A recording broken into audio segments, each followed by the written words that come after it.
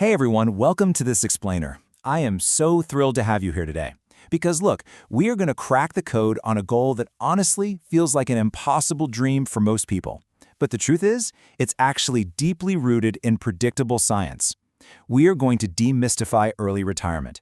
And we aren't just going to throw around vague concepts here. No way. We're going to use hard data, rigorous math, and expert blueprints to show you exactly how it's done. So let's just start right off the bat with a massive question. Can anyone actually retire in 10 years?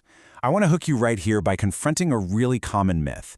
Because, most of us think early retirement requires this massive, unexpected windfall. We think we've got to hit the lottery or inherit millions from all that myrtle, or, have some brilliant one-in-a-million investing skill. But the sources we're unpacking today, they tell a completely different story. Okay, let's dive right into it. 70%. That is the shocking mathematical truth revealed in the data. Literally, just saving 70% of your income makes financial independence possible in a single decade. And you know what the wildest part is? This works regardless of your starting salary. The math absolutely does not care if you make $50,000 or $500,000. It's the percentage that dictates your timeline to freedom. To build our early retirement blueprint today, we'll be exploring 3 core pillars. First, the shocking retirement math. Second, the lifestyle creep trap. And finally, the health insurance iceberg. Let's get right into Pillar 1, the shocking retirement math. Like I said, early retirement is governed by predictable science, and these numbers prove it. Let's break this down using a theoretical, modest income of $48,000 a year, just to keep the taxes low and the math easy. So if you save 70% of that, which comes out to $2,800 a month, and we assume an industry-standard 8% investment return, you'll accumulate a nest egg of $515,000 in exactly 10 years. Then, using a safe 3% withdrawal rule, that nest egg generates $15,450 a year in spendable income. Now, I know exactly what you're thinking. You're thinking, there is no way I can live on $15,000. But wait, remember, if you were saving 70% of your $48,000 income, you are actually only living on $14,400 anyway. So your retirement income is literally a raise. And hey, if you don't mind extreme frugality and push that savings rate to 80%, you could be financially independent in under 7 years. The timeline compresses so drastically the more you save. So the crucial point here is understanding what experts call the behavioral mathematics of spending. It acts as a double-edged sword. Seriously, every single time you increase your spending by just 10%, it hurts your early retirement goal twice over.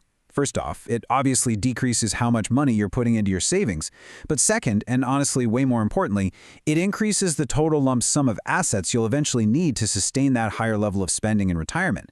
That simple 10% lifestyle bump, it adds over 3 whole years to your working timeline. Which brings us to a really vital distinction you need to make for yourself. Are you aiming for financial independence or financial freedom? You see, financial independence, mathematically, just means having enough money to survive, which for a lot of folks on a 10-year path requires extreme frugality. It means cutting every single corner.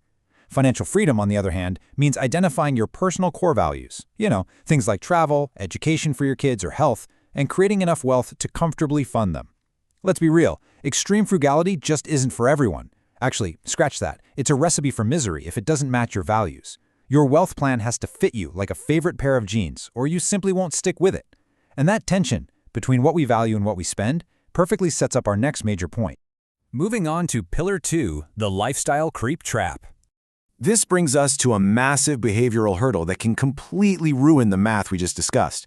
This data comes from rigorous research highlighted by Kitz's, looking at millions of U.S. workers. Now, the conventional wisdom is that our income rises steadily, right, like above inflation, throughout our entire 40-year career. But the data reveals a pretty harsh reality. The vast majority of our real income growth, our biggest raises, actually happen early in our careers, in our 20s and 30s. By the time we hit our 40s, income growth slows dramatically and pretty much goes flat. And in our 50s, adjusted for inflation, earnings actually tend to decline. Because those big raises come in our 20s and 30s, that is exactly when we're most vulnerable to lifestyle creep. And it usually isn't one massive purchase either. It's subtle. It's gradual upgrades. It's deciding you suddenly need someone to do the yard work or clean the house. It's trading in that reliable old sedan for a luxury lease. It's moving into a slightly larger home, or maybe justifying fancier vacations. The real trap here is that these subtle upgrades in your early working years lock you into an incredibly expensive baseline. Once you get used to driving a luxury car, it is psychologically and practically so difficult to downgrade later when your income growth stalls out. And this leads to a frankly terrifying realization. For most of your 20s and 30s, retirement actually gets further away. Yeah, you heard me right. If you're saving a traditional 15% of your income, but you're letting your lifestyle costs rise with every single promotion, you are moving backward. Your rising lifestyle demands an ever greater lump sum to sustain.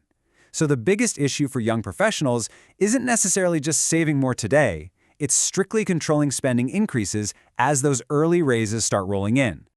All right, let's look at Pillar 3, the health insurance iceberg.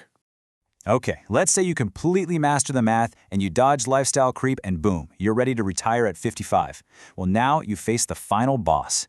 As insights from Stabler Wealth Management point out, the iceberg sitting just below the surface is the hidden, costly gap between the day you quit your job and the day you reach Medicare eligibility at age 65. If you're retiring at 55, well, that's a 10-year gap. Without proper strategic planning, securing health insurance before Medicare can add tens of thousands of dollars in entirely unexpected costs, and that can severely threaten your hard-earned nest egg. To navigate this, you really have to understand ACA Marketplace Insurance and MAGI, which stands for Modified Adjusted Gross Income. Recently, the Affordable Care Act subsidy structure returned to a cliff system. Here's exactly how it works. If your household income is above 400% of the federal poverty level, which is approximately $85,000 for a married couple, you receive absolutely zero health insurance subsidies. None. And here's the really tricky part. ACA premiums are based strictly on the taxable income showing up on your tax return, not the actual cash you're spending from your bank account. Let's look at how this builds into a potential catastrophe. $20,000. That is the shocking premium jump a 60-year-old couple could face in a single year. Seriously, if their carefully planned taxable income crosses that $85,000 threshold by just one single dollar, they fall right off that subsidy cliff. Their health insurance costs could skyrocket from under 10% of their budget to nearly a quarter of their annual income, almost overnight. It's wild. So how on earth do we bridge this gap safely? Well, the experts outline a very specific strategic timeline. Step 1. Use COBRA for up to 18 months right after you retire. Now, COBRA is expensive, sure, but its cost isn't tied to your income. That makes it the perfect shield during your transition years when you might have unusually high taxable income from things like severance packages, selling company stock, or deferred compensation payouts. Then step 2. Once those high-income events are totally cleared and COBRA runs out, you then transition to the ACA marketplace. By strictly coordinating which assets you draw from, like say using cash or strategically managing capital gains, you can intentionally keep your MAGI below that subsidy cliff. And that is going to save you massive amounts of money until you reach 65. So we've covered a lot today: the shocking math, the psychological trap of lifestyle creep, and the strategic navigation of health insurance. But really, it all comes back to a deeply personal choice.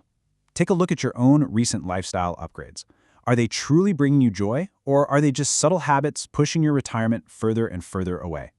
What are you willing to trade today for your freedom tomorrow? I want you to really think about that as you look at your own wealth plan. Thank you so much for joining me on this explainer, and I'll catch you next time.